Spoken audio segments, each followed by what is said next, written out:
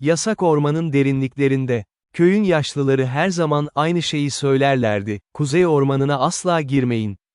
Orada geri dönüş yoktur. Ama 23 yaşındaki Ela için bu uyarılar sadece boş söylemlerdi, yaşlıların gençleri korkutmak için uydurdukları masallardı. Ta ki kardeşi kaybolana kadar. Mert 14 yaşındaydı ve meraklı bir çocuktu. Bir sabah erkenden evden çıkmış, akşam olmuştu ama geri dönmemişti. Köylüler arama partisi oluşturmuş, tüm bilinen yolları, dereleri, mağaraları aramışlardı. Ama kimse Kuzey Ormanı'na bakmayı düşünmemişti. Kimse oraya bakmayı göze alamazdı. Ela ise düşünebiliyordu. Gece yarısı olduğunda, ay gökyüzünde kanlı kırmızı bir yay gibi asılı dururken, Ela sırt çantasını hazırladı. İçine su, kuru yiyecek, kibrit, bir bıçak, ip ve dedesinden kalma eski pusulayı koydu. Pusulayı eline aldığında iğnenin titrek bir şekilde sallandığını fark etti. Sanki bir yönü göstermeye çalışıyor ama karar veremiyordu. Evden sessizce çıktı. Köyün kenarındaki son evleri geçti, tahıl tarlalarını geride bıraktı ve nihayet ormanın sınırına geldi. Burası normal ormandı, henüz köylülerin odun topladığı, mantar ve yaban mersini aradığı tanıdık ağaçların olduğu yer. Ama 2 saat yürüdükten sonra her şey değişmeye başladı. Ağaçlar daha yoğun, daha yaşlı hale gelmişti. Gövdeleri öylesine kalındı ki 3 kişi kol kola girse zar zor sarabilirdi. Kabukları üzerinde garip desenler vardı, sanki biri kasıtlı olarak kazımış gibi, ama hiçbir köylü böyle bir şey yapmaya cesaret edemezdi. Desenler spiral şekiller oluşturuyordu, iç içe geçmiş daireler, üçgenler ve Ela'nın hiç görmediği semboller. Pusulayı tekrar kontrol etti. İğne çılgınca dönüyordu, hiçbir yönde sabit durmuyordu. Ela bunu bir kenara koydu ve güneşin konumuna göre ilerlemeye karar verdi. Ama ağaçların tepeleri öylesine birbirine kenetlenmişti ki güneş ışığı zar zor süzülüyordu aşağıya. Her yer loş, gri yeşil bir ışıkla kaplıydı. Bir şeyler fark etmeye başlamıştı. Kuş sesleri yoktu. Hiçbir hayvan sesi duyulmuyordu. Sadece kendi ayak seslerinin ölü yapraklar üzerindeki hışırtısı ve kendi nefes alışları. Sessizlik öylesine yoğundu ki kulakları uğuldamaya başlamıştı. Öğlene doğru, en azından öyle tahmin ediyordu, bir dereye rastladı. Su kristal berraklığındaydı ama siyah kayalar üzerinde akarken garip bir melodi çıkarıyordu. Sanki biri fısıldıyordu. Ela eğilip suya baktığında, derinlerde bir şeyler hareket ediyormuş gibi geldi. Ama su son derece durgundu, akış dışında hiçbir şey hareket etmemeliydi. Susuzluğu dayanılmazdı ama bir içgüdü ona suyun tehlikeli olduğunu fısıldadı. Çantasından kendi suyunu çıkardı ve içti. Sonra dereyi takip etmeye karar verdi. Mert de su aramış olabilirdi. Dereyi yaklaşık 1 saat takip ettikten sonra, ağaçlar arasında bir şeyin parıldadığını gördü. Yaklaştığında kalbi hızla atmaya başladı. Bir çadır vardı orada, eski ve yıpranmış, ama hala ayaktaydı. Yanında söndürülmüş bir ateş, etrafa saçılmış eşyalar. Ela hızla çadıra koştu. Mert, burada mısın? Cevap yoktu. Çadırın içine baktı. Uyku tulumu vardı. Bir sırt çantası, ama kimse yoktu. Uyku tulumunun içi soğuktu, saatlerdir, belki günlerdir kullanılmamıştı. Eşyaları incelemeye başladı. Çantanın içinde bir günlük vardı. Açtığında, tanımadığı bir el yazısı gördü. Erkek bir el yazısıydı, aceleyle yazılmış. 17. gün, artık nerede olduğumu bilmiyorum. Pusula çalışmıyor. Yıldızlar her gece farklı konumlarda. Ama onu bulacağım. O ağacı bulacağım. Efsane doğru olmalı. Olmalı. 22. gün, sesler giderek yaklaşıyor. Geceleri uyuyamıyorum. Onlar var, biliyorum. Ağaçların arasında hareket ediyorlar. Yüzlerini görmek istemiyorum. 28. gün, bugün bir açıklığa rastladım. Ortasında bir taş var, üzerinde o sembol. Aynı dedelerin haritasındaki sembol. Doğru yoldayım. Yarın devam edeceğim. Sonraki sayfa boştu. Ve ondan sonraki de. Günlüğün sahibi yazmayı bırakmıştı. Ya da yazacak durumda değildi artık. Ela titredi. Bu kişi kim olursa olsun, aynı şeyi arıyordu, yasak ormanın en derin yerinde olduğu söylenen efsanevi ağacı. Köyün masallarında anlatılan, dilekleri gerçekleştirdiği söylenen ama korkunç bir bedel isteyen ağacı. Ama Ela sadece kardeşini istiyordu. Başka hiçbir şey. Günlükteki tarife göre, taş daireyi bulmak için dereyi terk edip batıya doğru gitmesi gerekiyordu. Ela pusuluya bir kez daha baktı. Şimdi iğne tek bir yönü gösteriyordu, güneybatıyı. Sanki orman ona bir yol gösteriyordu. Yürüdü, yürüdü, yürüdü. Saatler geçti ama gün ışığı değişmedi. Hep aynı loş, gri yeşil aydınlık vardı. Ayakları ağrıyordu, sırtı tutulmuştu ama durmadı. Mert'i düşündü. Küçük kardeşinin gülümseyişini, merak dolu gözlerini, sürekli sorduğu soruları. Ablacım, gökyüzünün ötesinde ne var? Ablacım, denizin dibinde ne yaşıyor? Ablacım, yasak ormanda gerçekten hayaletler var mı? Ela ona her zaman bilimsel açıklamalar yapmaya çalışırdı. Ama şimdi, bu ormanın içinde, bilimin bir anlamı yoktu. Burada başka yasalar geçerliydi. Akşam olduğunda ya da gece, artık emin değildi, açıklığa vardı. Tam da günlükte anlatıldığı gibiydi. Yaklaşık 20 metre çapında dairesel bir alan, ortasında devasa bir taş. Taş üzerinde gerçekten de bir sembol vardı, iç içe geçmiş 3 spiral, merkezde bir göz şeklinde bir işaret. Ela taşa dokunmak için uzandı. Yüzeyi buz gibiydi. Ve dokunduğu anda, sesler başladı. Fısıltılar. Yüzlerce, binlerce fısıltı. Hepsi aynı anda konuşuyordu ama Ela hiçbir kelime seçemiyordu. Sadece bir kakofoniydi, zihninin içinde yankılanan bir gürültü dalgası. Elini hızla çekti ve sesler kesildi. Kalbi göğsünden fırlayacak gibi atıyordu. Geri çekildi, taştan uzaklaştı. Ama sonra bir şey fark etti. Açıklığın kenarında, ağaçların dibinde, küçük bir şey vardı. Parlayan bir şey. Yaklaştı. Bir bilezikti. Gümüş, küçük, çocuk bileği için. Mert'in bilezikti. Ela onu aldı, göğsüne bastırdı. Mert, burada mıydın? Neredesin? Taş sanki ona cevap veriyordu. Yüzeyi hafifçe parlamaya başladı, mavimsi bir ışıkla. Ve Ela farkında olmadan, tekrar uzandı, taşa dokundu. Bu sefer fısıltılar yoktu. Onun yerine görüntüler geldi, hızlı, keskin, acı verici. Mert'i gördü. Kardeşi bu açıklıktaydı, ama yalnız değildi. Yanında başkaları vardı, sislerin arasından çıkmış figürler, insan biçiminde ama insan olmayan. Uzun, ince, yüzleri net değil. Mert onlarla konuşuyordu. "Beni eve götürebilir misiniz?" diyordu küçük ses. "Lütfen, kayboldum." Figürlerden biri yaklaştı. Eli ya da el gibi görünen şey Mert'in başına dokundu. Ve çocuk dondu, gözleri büyüdü, ağzı açıldı ama ses çıkmadı. "Kayıpların evleri yoktur," dedi figür. Sesi binlerce yankının toplamı gibiydi. "Ama biz sana bir ev verebiliriz. Ebedi bir ev." "Hayır." Ela çığlık attı ve vizyon dağıldı. Kendini taşın dibinde, dizleri üstünde buldu. Gözyaşları yüzünden akıyordu. Mert buradaydı, ya da burada olmuştu. Ve o yaratıklar her neydiyseler onu almışlardı. Ama nereye? Taş hala parlıyordu. Ve şimdi Ela bir şey daha fark etti. Taşın dibinde, toprakta, bir iz vardı. Ayak izleri, küçük ayak izleri ve daha büyük, garip şekilli izler. Açıklıktan çıkıp ormanın derinliklerine doğru ilerliyorlardı. Ela artık biliyordu ne yapması gerektiğini. İzleri takip edecekti. Sonuna kadar. İzler onu daha da derinlere götürdü. Ağaçlar şimdi öylesine büyüktü ki gökyüzü tamamen kaybolmuştu. Sadece karanlık vardı ve Ela'nın elindeki fenerden sızan zayıf ışık. Ama garip bir şekilde, ormanda kendi ışığı olan şeyler de vardı.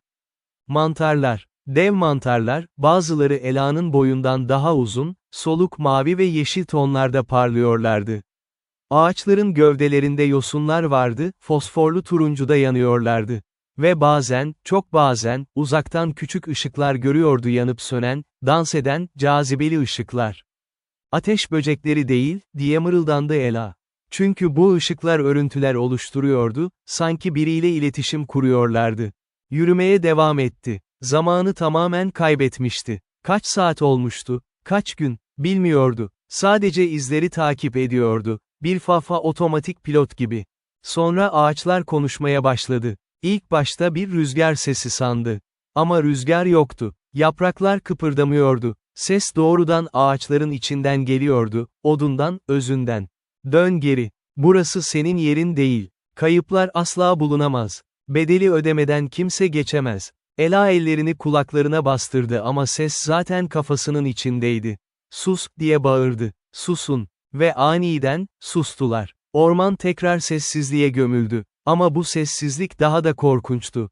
Sanki binlerce göz onu izliyordu, nefeslerini tutmuş, bir sonraki hareketini bekliyordu. Ela hızla yürümeye başladı. Sonra koşmaya. Kalbi çılgınca atıyordu, ciğerleri yanıyordu ama duramıyordu. İzleri takip ediyordu. Daha hızlı, daha hızlı. Ve sonra aniden açık bir alana çıktı. Önündeki manzara karşısında dona kaldı. Bir vadi. Ama normal bir vadi değil. Tamamı kristallerle kaplı bir vadi. Dev, parlayan kristaller, gökkuşağının tüm renklerinde ışıldıyorlar, vadinin her tarafını aydınlatıyorlardı. Ve kristallerin arasında, insanlar vardı. Hayır, insan değillerdi artık. İnsan şeklinde kristallerdi. Donmuş, hareketsiz, ama yüz ifadeleri canlıydı: korku, şaşkınlık, umutsuzluk ifadeleri. Ela yavaşça ilerledi. Kristal figürlere yakından baktı. Bir adam vardı, elinde harita, gözleri dehşet içinde. Bir kadın vardı, bebeğini kollarında tutuyordu, ikisi de ebediyete donmuştu. Gençler, yaşlılar, çocuklar hepsi buradaydı. Kayıplar, diye fısıldadı Ela. Burası kayıpların gittiği yer. Ve sonra, vadinin ortasında, onu gördü. Mert. Kardeşi oradaydı, küçük bedeni yarı kristalleşmişti. Bacakları ve gövdesi berrak, parlayan taşa dönüşmüştü. Ama başı, kolları ve göğsü hala normal, hala insan etindendi. Gözleri kapalıydı ama nefes alıyordu yavaş, çok yavaş nefesler. Mert. Ela ona doğru koştu, dizlerinin üstüne çöktü, kardeşinin yüzünü tuttu. Mert, ben Ela. Beni duyuyor musun? Mert'in gözleri yavaşça açıldı. Bulanıktı, uzaktı. Abla, dedi, sesi zayıftı. Bu bir rüya mı? Hayır, hayır, gerçeğim. Gözyaşları yanaklarından süzülüyordu. Seni kurtarmaya geldim. Seni eve götüreceğim. Eve. Mert gülümsedi, üzgün bir gülümseyişti. Artık evim yok, abla. Ben buraya aitim. Ağaç böyle söyledi. Hangi ağaç? Mert, neden bahsediyorsun? Ama Mert'in gözleri tekrar kapandı. Ve Ela dehşetle izlerken, kristalleşme yayıldı, göğsünü kapladı, boynuna tırmandı. Hayır, hayır, hayır, hayır. Ela kristale dokundu, çekmeye çalıştı ama ellerini yaktı, buz gibi soğuktu. Bırakın onu, kim yapıyorsa bunu, bırakın onu. Biz yapmıyoruz. Ela döndü. Ardında, sislerin arasından, figürler belirdi. Aynı Mert'in vizyonunda gördüğü figürler. Şimdi daha net görebiliyordu onları. İnsan biçimliydiler, 2 ayak, 2 kol, bir baş. Ama yüzleri yoktu. Sadece düz, parlak yüzeyler, aynalar gibi. Ve o aynalarda Ela'nın kendi yüzünü görebiliyordu, distort edilmiş, uzatılmış, korku içinde. Siz kimsiniz? Dedi Ela, ayağa kalktı, bacakları titriyordu ama durdu. Biz bekçileriz, dedi figürlerden biri. Ormanın bekçileri, ağacın hizmetkarları. Hangi ağaç? Figür kolunu kaldırdı, vadinin ötesine, ufka doğru işaret etti. Dilek ağacı. Her şeyin başladığı yer. Her şeyin bittiği yer. Ela oraya baktı. Uzakta, tepelerin ardında, dev bir şey yükseliyordu. İlk başta bir dağ sandı. Ama hayır, çok pürüzsüz, çok muntazamdı. Bir ağaçtı. Gökyüzüne kadar uzanan, bulutları delen, bir ağaç. Kardeşimi geri istiyorum, dedi Ela, sesi kararlıydı. Onu bırakın. Bırakamayız, dedi başka bir figür. O kaybetti kendini. Kaybolanlar bize gelir. Orman onları tüketir. O sadece bir çocuk. Kaybolmuştu, yardım istedi size, ve siz bunu mu yaptınız ona? Biz ona seçenek sunduk, dedi ilk figür. Ebedi barış. Acısız bir varoluş. Kristalde her şey güzeldir. Korku yoktur, acı yoktur, kayıp yoktur. Yaşam da yok. Ela bağırdı. O yaşamak istiyor. Büyümek, oynamak, gülmek istiyor. Bunu elinden alamazsınız. Figürler sessiz kaldılar. Sonra hepsi birlikte konuştular, sesleri birbiriyle karışık, bir koro. Her şeyin bir bedeli var, eğer onu istiyorsan, bedeli öde. Ne bedeli? Bir hayat için. Kendini ver, onu al. Ela'nın kanı dondu. Kendimi mi? Evet, onun yerini al, kristal bahçesinde kal, ebedi olarak. O gider, sen kalırsın. Ela Mert'e baktı. Kardeşi şimdi neredeyse tamamen kristalleşmişti. Sadece yüzü kalmıştı, gözleri kapalı, dudakları hafifçe açık. Çok az zaman vardı. Aklından binlerce düşünce geçti. Ailesi, annesi ve babası, Mert'i kayıp diye yasa tutuyor, şimdi onu da kaybedeceklerdi. Hayatı, tüm yapmak istediği şeyler, görmek istediği yerler, yaşamak istediği anlar. Ama sonra Mert'in sesini duydu, bir anıyı küçük kardeşi, 5 yaşındayken, ona sarılmış, "Sen en iyi ablasın dünyada," demişti. Kararını verdi. "Kabul ediyorum," dedi Ela. "Bedeli ödeyeceğim, onu bırakın." Figürler hareket etti. Mert'in etrafını çevirdiler, ellerini ya da el benzeri uzantılarını ona dokundurdular. Ve kristal erimi başladı. Yavaşça, damlama damlama, sıvı cam gibi yere aktı. Mert'in bacakları göründü, gövdesi, kolları. Çocuk yere düştü, nefes almaya çalıştı. "Abla," dedi, gözlerini açtı, etrafına bakındı. "Ne oluyor?" Dedi Ela, ona doğru yürüdü, eğildi, alın öpmesi yaptı. "Uyu biraz daha, yakında eve olacaksın. Ama sen, ben burada kalacağım, ama sen git. Koş, Mert, ormanı terk et ve asla geri dönme. Bana söz ver." "Hayır, seninle geleceğim." Ama figürler Ela'yı tutmuştu. Elleri buz gibiydi, demir gibi güçlüydü. Ela direndi ama fayda etmedi. Kristal çoktan bacaklarını sarmaya başlamıştı, ayak bileklerinden yukarı tırmanan soğuk, sert bir doku. "Git," diye bağırdı Ela.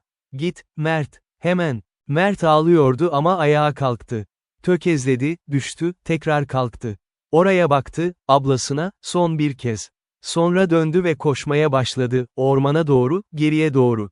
Ela onu izledi, gözlerinden yaşlar süzülürken. "Kendine iyi bak, küçük kardeşim," diye fısıldadı. "Benim için yaşa." Kristal şimdi dizlerindeydi, kalçalarına yayılıyordu. Soğuk keskin değildi ama her yeri uyuşturuyordu. Acı yoktu, ama his de yoktu. Hiçlik. Ve sonra bir ses duydu. Derin, gür, kadim bir ses. "Edimli çocuk." Ela başını kaldırdı. Figürler gitmişti. Onun yerine, ufukta, dev ağaç parlıyordu. Ve ışığında, bir şekil belirdi. İnsan değildi. Kadın şeklindeydi ama çok uzundu, çok inceydi, tamamı ağaç kabuğu ve yapraklardan örülmüştü. Saçları dallardan, gözleri derin, yeşil havuzlardan. "Sen kimsin?" dedi Ela. "Ben ormanım," dedi şekil. "Ben ağacım. Ben tüm kayıpların yeridir. Neden bunu yapıyorsun? Neden insanları alıp kristale dönüştürüyorsun? Çünkü onlar beni çağırıyor. Onlar dilek diliyor, arzuluyor, istiyorlar. Ve ben onlara verdiklerimi veriyorum istediklerini. Ama her arzunun bir bedeli var." Mert bir şey istemedi. O sadece kaybolmuştu. Ağaç kadın yaklaştı. Kristal artık Ela'nın beline kadar çıkmıştı. Herkes bir şeyler ister. O merak istedi. Gizemi, macerası. Ve onu buldu. Ama o bir çocuk. Sonuçları bilmiyordu. Kimse bilmiyor. Ama yine de seçim yapıyor. Ağaç kadın eğildi, Ela'nın yüzüne dokundu. Eli sıcak, yumuşaktı. "Ama sen farklısın. Sen sevgi için kendini verdin. Karşılık beklemeden." "Evet," dedi Ela. "Ve pişman değilim." Ağaç kadın gülümsedi. Yüzünde, yapraklar ve dallar arasında, gerçek bir gülümseyiş belirdi. "Biliyor musun, 1000 yıldır hiç kimse bunu söylemedi. Hepsi yalvardı, bağırdı, ağladı. Ama hiç kimse, pişman değilim, demedi." Kristal şimdi göğsündeydi. Ela'nın nefes alması zorlaşmıştı. Ama hala konuşabiliyordu. "O zaman ben bir ilkim." "Evet," dedi ağaç kadın. "Ve ilkler özeldir." Kadın doğruldu, kollarını kaldırdı. Orman titredi. Ağaçlar inledi. Kristal bahçesi ışıldadı. Ve Ela hissetti bedeni değişiyordu ama kristal değildi bu. Başka bir şeydi. Kristal çözülüyordu. Ama yerini başka bir şey aldı. Ela'nın bedeni hafifleşti, yumuşadı, uzadı. Teni yeşilimsi bir renk aldı. Saçları uzadı, kalınlaştı, yapraklara dönüştü. Eli baktığında dal olduğunu gördü, ince, zarif, yaprak dolu dallar. "Ne yapıyorsun?" diye sordu ama korkmuş değildi. Garip bir huzur hissediyordu. "Seni özgür bırakıyorum," dedi ağaç kadın. "Ama farklı bir şekilde. Sen artık insan değilsin. Ormanın bir parçasısın. Bekçi olacaksın." "Bekçi mi?" "Evet. Oğlar gibi. Ama onların aksine, kalbin hala atacak. Kayıpları bulmak, onlara şans tanımak senin görevin olacak. Gerçek kayıplar kötü niyetli değil, sadece yolunu kaybetmiş olanlar. Onları güvenli yollara yönlendireceksin. Onları koruyacaksın." Ela düşündü. Artık insan değil. Ailesini göremeyecek. Normal bir hayat yaşayamayacak. Ama, "Kardeşim güvende mi?" diye sordu. Evet, ormanın kenarında, köyüne dönecek. O zaman kabul ediyorum, dedi Ela. Ve bu sefer, gerçekten kabul ediyordu. Tüm kalbiyle. Dönüşüm tamamlandı. Ela artık bir ağaç kızdı, ağaç kadının daha küçük, genç hali. Kökleri toprağa uzandı, dalları gökyüzüne. Ama yine de hareket edebiliyordu, yürüyebiliyordu, konuşabiliyordu. Artık bir ismin var, dedi ağaç kadın. Ela Bekçi, kayıpların dostu. Mert köye döndüğünde, tüm köy şok olmuştu. Çocuk açıklaması basitti, kaybolmuştu, ama orman onu bırakmıştı. Ela'dan bahsetmedi, anlatamıştı, izin verilmemişti. Orman hafızasını kısmen almıştı koruma için. Ama bazen, Geski rüyalarında, bir kadın görürdü. Yeşil tenli, yaprak saçlı, nazikçe gülümseyen. Ve o kadın ona şarkılar söylerdi, ormanın şarkılarını. Köyde, yasak ormana artık daha az insan kayboluyordu. Bazen girenler vardı. Ama çoğu geri dönerdi, garip hikayeler anlatırlardı yollarını kaybettiklerinde beliren yeşil bir ışık, onlara doğru yolu gösteren nazik bir ses. Kimse gerçeği bilmiyordu. Ama orman biliyordu. Ve Ela biliyordu. Şimdi ağaçların arasında yürüyordu, ebediyen bekçilik yapıyordu. Bazen yalnızdı, bazen ağaç kadın ve diğer bekçilerle birlikteydi. Zor oluyordu, bazen eskiden sahip olduğu hayatı özlüyordu, ailesini, güneşi, sıradan basit şeyleri. Ama sonra bir çocuk bulurdu, kaybolmuş, korkmuş. Ona yardım ederdi, ona yol gösterirdi, eve götürürdü. Ve o çocuğun yüzündeki mutluluğu gördüğünde, bilirdi ki doğru seçimi yapmıştı. Çünkü sevgi böyle bir şeydi. Kendinizi vermek, karşılık beklemeden. Ve Ela bunu yapmıştı. Sonsuza kadar yapacaktı. Yasak ormanın derinliklerinde, kayıpların bahçesinde, kristaller hala parlıyordu. Ama yeni figürler gelmiyordu artık. Çünkü artık bir bekçi vardı. Gerçek bir bekçi, umut taşıyan biri. Ve bazen, çok sessiz gecelerde, Mert pencereden dışarı bakardı, kuzey ormanına, ve fısıldardı. İyi geceler, abla. Seni özledim. Ve ormandan, rüzgarla, hafif bir fısıltı gelirdi. Ben de seni, küçük kardeşim. Ben de seni. Son.